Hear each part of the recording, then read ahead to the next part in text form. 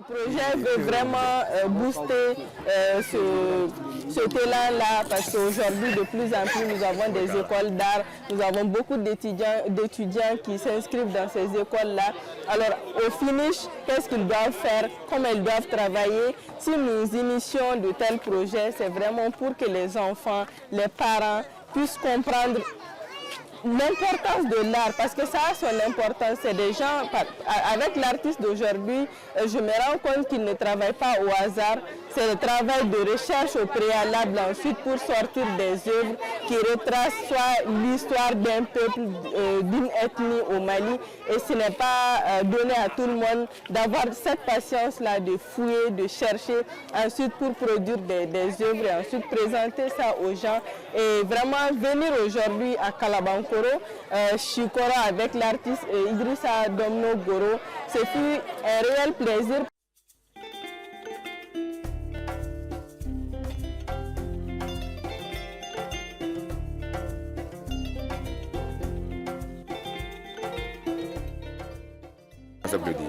Dans notre société, l'art reste quelque chose de méconnu, c'est-à-dire l'art sous la forme qu'elle a développée maintenant. Ça reste quelque chose de nouveau pour la population. Donc ce type d'événement est vraiment nécessaire pour que même les proches de l'artiste puissent comprendre ce qu'il fait dans la vie. Moi personnellement, ça peut apporter beaucoup parce qu'il y a beaucoup qui se demandaient déjà qu'est-ce que je fais comme travail. Par exemple, je peux faire une semaine sur la maison, je suis avec mes œuvres, je travaille sur le mât. Personne ne me voit sortir, aller travailler ailleurs et revenir.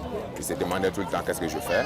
Voilà, mais quand je vois que quand ils verront cette exposition, ils vont peut-être comprendre à quoi je passe toute ma journée dans la maison. Déjà, le marché de l'art chez nous, c'est compliqué. Tous les artistes pourront en témoigner. L'artiste, lui, il crée, mais la vente, ça c'est autre chose. Je dirais que la plupart des plasticiens ont ce problème qui est vivre de ce qu'ils produisent. Donc ça, c'est d'abord le tout premier problème. D'abord, même pour produire, souvent, il est nécessaire d'avoir de quoi payer le matériel. Surtout quand c'est un certain âge un peu avancé, il y en a qui ont leur famille. Vivre de leur art, c'est autre chose. Mais faire nourrir sa famille de l'art, ça devient encore un autre problème.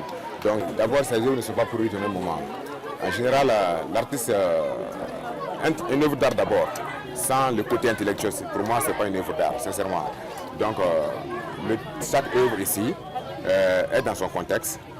Il y a des œuvres qui sont produites à des années d'autres œuvres aussi. Il y a des œuvres qui sont carrément de la cosmogonie devant. Il y a des œuvres de l'actualité. Mais derrière toute œuvre, il y a il y a un côté intellectuel qui est là. C'est-à-dire qui est réalisé à travers beaucoup de recherches et à travers lesquelles l'artiste fait son analyse et crée son œuvre.